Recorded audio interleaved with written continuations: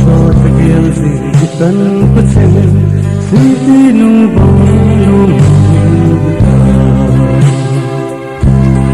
ayo ai chu lo toy toy ka to zong poi kan tu ka zan mong ding zong ka thal poi ko ikan pachin Hingel te moi nu Itiging dema Sumpati lai tingin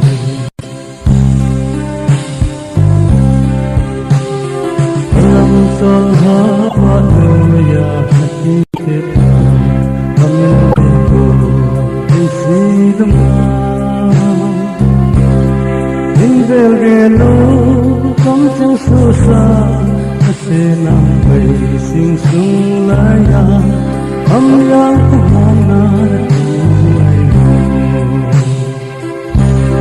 Ayong ay chulo Choy kato sa po'y Kanong puto Saan mang hisong Kaden po'y mo Ikan patsing Hinggel ti mo'y nu Itiging dama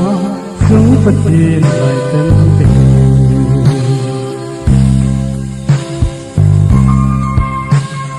Kanin mo nga nung gila na hiling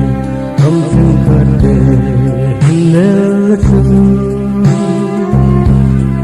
Ibang langin ko hapon Sen lai na bang ki oi nani Nang sen ay so kahilo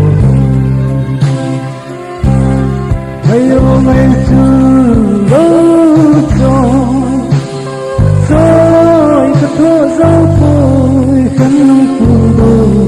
Kasan mong hisong kapal po'y mo Ikan kutsing hinggel ti mo'y nu Itiging dama Sumpatin ay tenting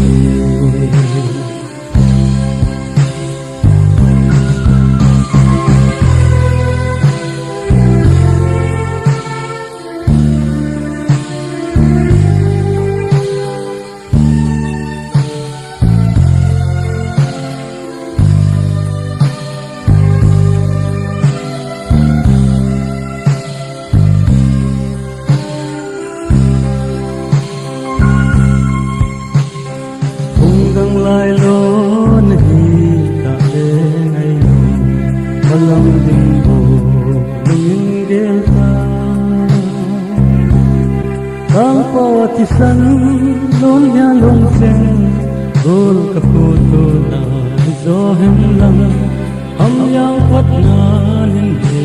mai ta ayo ngai chu lo